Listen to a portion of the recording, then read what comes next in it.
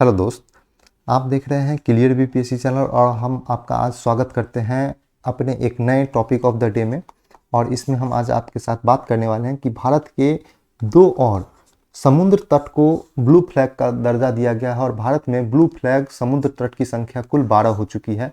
जैसे आप लोग यूनेस्को के धरोहर के बारे में सुनते होंगे, रामसर स्थल के बारे में सुनते होंगे, तो ये सब सांस्कृतिक विरासत है, कल्चर को संजो के रखने वाला एक दर्जा है। इसी तरह समुद्र को साफ सुथरा के आधार पर दिया जाने वाला एक प्रमाणीकरण है ब्लू फ्लैग।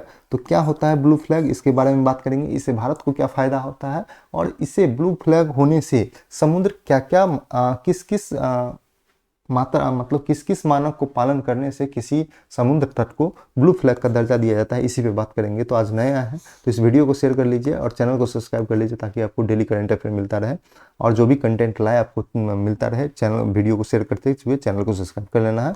टेलीग्राम चैनल को ज्वाइन कर लीजिए। डेली करंट अफेयर के साथ साथ न्यूज़पेपर हिंदी और इंग्लिश में, साथ में एडिटोरियल भी आपको मिलेगा। ये छठ के बाद 1 तारीख से 1 नवंबर से कंटिन्यू हो जाएगा। तो टेलीग्राम चैनल को ज्वाइन कर सकते हैं। फेसबुक इंस्टाग्राम पेज को लाइक और फॉलो कर सकते हैं। टेलीग्राम चैनल को ज्वाइन करने से ये फायदा होगा कि आपको जो भी नया कंटेंट आता है वो आपको सबसे पहले यहीं पे अपडेट किया जाता है। तो आप लोग टेलीग्राम चैनल को ज्वाइन कर लीजिए। आगे हम देखते हैं कि वर्तमान में यह चर्चा में क्यों है ब्लू फ्लैग। तो हाल ही में लक्षद्वीप के 2 नए समुद्र तट, पहला है मिनिकॉय थुंडी बीच और दूसरा है कदमत बीच। मिनिकॉय थुंडी बीच और कदमत बीच को ब्लू फ्लैग प्रमाणन का दर्जा दिया गया। तो न्यूज है, दोनों लक्षद्वीप में है, याद रखेंगे।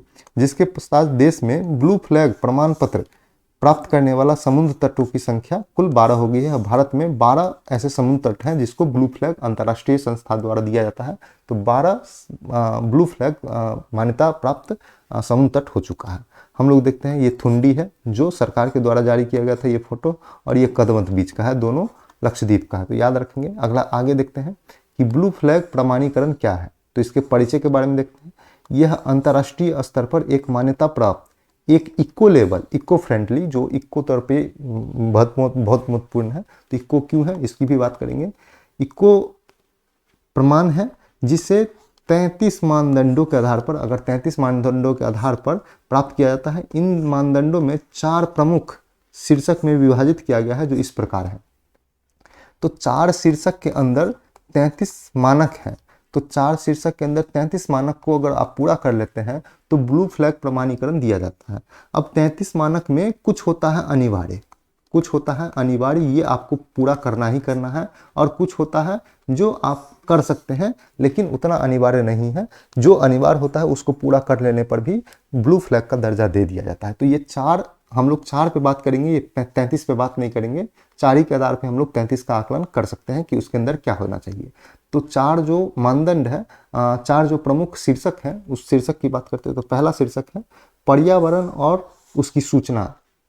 समुद्र तट के पर्यावरण की स्थिति कैसी है, समुद्र तट में पर्यावरण लेवल क्या है, इको फ्रेंडली है या नहीं है, वहाँ पे कचरा प्रबंधन हो रहा है कि नहीं हो रहा है, प्लास्टिक का प्रबंधन हो रहा है कि नहीं हो रहा है, और उसकी सूचना कहाँ तक जनता को पहुँच रही है। ये है जो यात्री वहाँ पे घूमने जाते हैं उसके लिए, उसको नहाने के लिए जो गुणवत्तापूर्ण पानी मिल रहा है कि नहीं, कुछ भी वो मिल रहा है कि नहीं, इसके आधार पर होता है।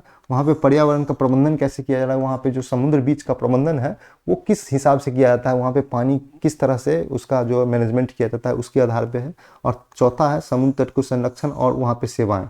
वहाँ पे समुद्र का तट का जो है संरक्षण किस आधार पे किया जाता है और वहाँ पे किस किस तरह की सेवा है, बैठने की, उठने की, खाने की, पीने की, या दिव्यांग लोगों की आने जाने की, तो किस तरह की सेवा है उसके आधार पर ये 4 शीर्षकों के आधार पर इसके अंदर 33 मानक होंगे और उस मानक के आधार पर यह ब्लू फ्लैग का दर्जा दिया जाता है। तो आप लोग को पता होना चाहिए कि 33 मानक के आधार पर दिया जाता है और इसके 4 शीर्षक हैं ये चारों।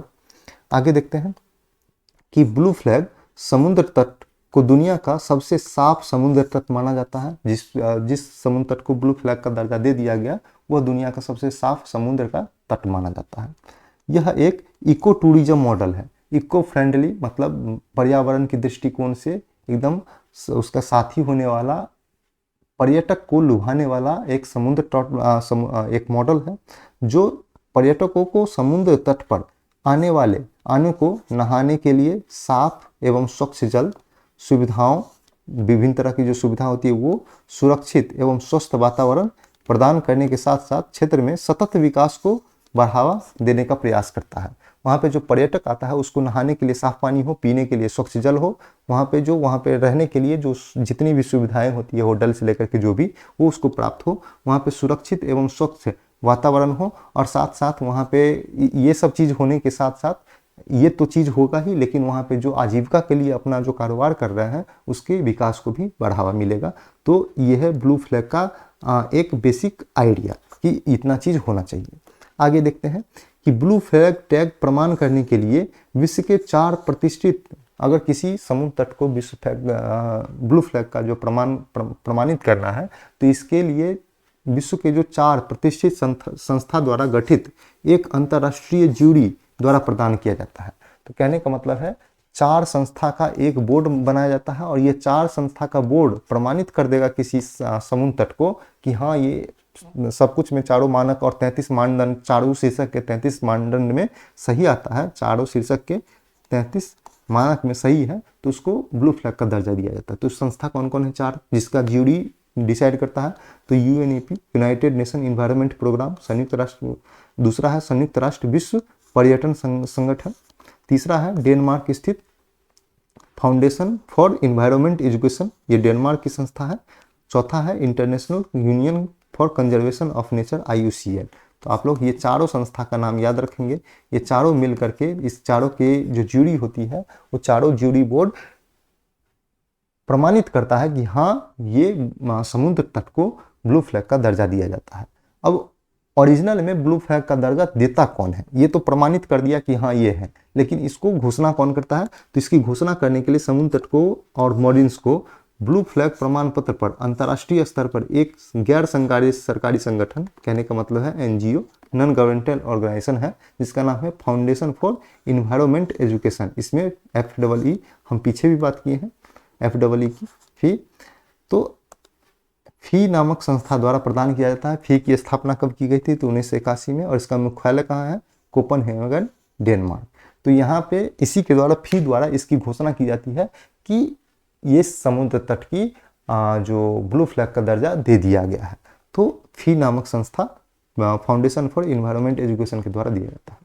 ब्लू फ्लैग सर्टिफिकेशन की तरह भारत में ने भी अपना एक इक्को लेवल बीच जिसका नाम है environment and aesthetics management services, BEAMS launch किया है। तो ये क्या है इसकी चर्चा हम आगे करते हैं, देखते हैं कि बीम्स क्या है। तो सबसे पहले देखते हैं कि भारत में जो 12 है, तो 2 तो हम चर्चा कर लिए थे स्टार्ट में ही कि 2 बीच को मिल चुका है, और अब 10 कौन से बीच है उसकी चर्चा हम कर लेते हैं कि जो ब्लू फ्लैग का दर्जा प्राप्त करने वाला समुद्र तट है। तो 10 समुद्र तट जिन्हें ब्लू फ्लैग का प्रमाणन प्राप्त हुआ है। पहला है शिवराजपुर गुजरात, दूसरा है रूसीकोंडा आंध्र प्रदेश, तीसरा है घोघला दमन एंड दीव, चौथा है गोल्डन बीच उड़ीसा, पांचवा है कासरगोड़ा कर्नाटक, छठा है राधानगर अंडमान निकोबार, सातवां है पुदुबिद्री तट कर्नाटक, आठवां है कोल्लम तमिलनाडु, नौवां है कडप केरल, चौथा है ईडन पुदुचेरी, और 2 जो था कदमत, एक कदमत था, और दूसरा क्या था? दूसरा का नाम भूल रहे हैं, दूसरा का नाम है, यहाँ पे आप लोग देख लेंगे, मिनिकोय थुंडी बीच, और दूसरा था कदमत बीच। इस दोनों को शामिल किया गया है। ये पूरे भारत का है। पहला, दूसरा, तीसरा, चौथा, पांचवा, छठा, सातवां, ये 2 है, 8वां, 9वां, ये 10वां, और ये 11वां। 1 2 3 4 5 6 7 8 9 10 11 12 बीच है, जिसमें से इस दोनों को शामिल किया गया है। ये दोनों जो है लक्षद्वीप का, ये दोनों बीच को शामिल किया गया, मिनिकोय थुंडी बीच और कदमत बीच को। तो याद रखेंगे। तो ये 10 है, और मिनिकोय थुंडी बीच और कदमत को शामिल किया गया है, मिला करके 12 प्रमाणन है। 2 की चर्चा हम स्टार्ट में शीर्षक में कर दिए। ठीक है, अब देखते हैं कि बीम्स जो भारत द्वारा शुरू किया गया। तो beach environment and aesthetics management service, इसका नाम है एकीकृत तटीय क्षेत्र प्रबंधन ICJM परियोजना के तहत आती है। जो ये बीम्स की शुरुआत की गई है किस परियोजना के साथ? इंटीग्रेटेड कोस्टल जोन मैनेजमेंट एकीकृत तटीय क्षेत्र प्रबंधन परियोजना के तहत IBAMS, कहने का मतलब है BEAMS beach environment and aesthetics management service के द्वारा शुरू किया गया है इस योजना के तहत। कहने का मतलब है बीम्स योजना जो है एकीकृत तटीय क्षेत्र प्रबंधन integrated coastal zone management ICZM परियोजना के तहत इस बीम्स को शुरू किया गया है। अब बीम्स क्या क्या है देखते हैं इसके बारे में। तो इसे society of integrated coastal management एवं केंद्रीय पर्यावरण एवं जलवायु परिवर्तन मंत्रालय द्वारा लॉन्च किया गया है। तो इसे 2 मंत्रालय ने मिलकर लॉन्च किया है। पहला है सीकॉम मतलब society of integrated coastal management, और दूसरा है पर्यावरण मंत्रालय। ये दोनों ने मिलकर लॉन्च किया है। बीम्स कार्यक्रम का क्या उद्देश्य है, तो हम लोग अब उद्देश्य देखते हैं कि इसके क्या क्या उद्देश्य हैं अगर ये जारी किया गया है। तो पहला उद्देश्य है तटीय जल का प्रदूषण को न्यून करना, जो समुद्र का जो तट का जल होता है उसका प्रदूषण को कम करना। दूसरा है समुद्र तट पर सुविधाओं के सतत विकास को बढ़ावा देना, जो वहाँ पे सुविधा है उसको इको तरीके से डिजाइन करके सतत विकास को बढ़ावा देना। तीसरा है तटीय पारिस्थितिकी तंत्र एवं प्राकृतिक संसाधन की सुरक्षा एवं संरक्षण करना। जो पारिस्थितिकी तंत्र है तट का, उसकी प्राकृतिक संसाधन करना, उसका सुरक्षा करना और उसका संरक्षण करना। चौथा है स्वच्छता के उच्च मानक को मजबूत करना और उसे बनाए रखना। पांचवा है तटीय वातावरण के नियमों के अनुसार समुद्र तट की स्वच्छता और सुरक्षा करना। ये 5 उद्देश्य हैं BEAMS। ये भारत के टैग है, ये कार्यक्रम है जो ब्लू फ्लैग प्रमाण पत्र प्राप्त करने के लिए का सहयोग करता है। कहने का मतलब है कि बीम्स कार्यक्रम में जिस समुद्र तट को शामिल कर लिया गया, तो बीम्स में बहुत सारे समुद्र तट को शामिल किया जाता है और बहुत सालों तक, कम से कम 2-4 सालों तक बीम्स के अंतर्गत शामिल समुद्र तट अच्छे से काम करता है तो उसको ब्लू फ्लैग की दर्जा के लिए भेजा जाता है, जो उसको प्रमाणन के लिए आवश्यक होता है। तो ये थे इसका उद्देश्य है बीम्स कार्यक्रम का। अब देखते हैं कि इसने पुनर्चक्रण, किसने? बीम्स ने पुनर्चक्रण के माध्यम से करीब करीब 1100 मिली या वर्ष नगरपालिका के पानी को बचाने में मदद की है। समुद्र तट पर जाने वाले 1,25,000 लोगों को समुद्र तटों के जिम्मेवार व्यवहार बनाए रखने के लिए शिक्षित किया है। बीम्स ने ये चीज़ किया है।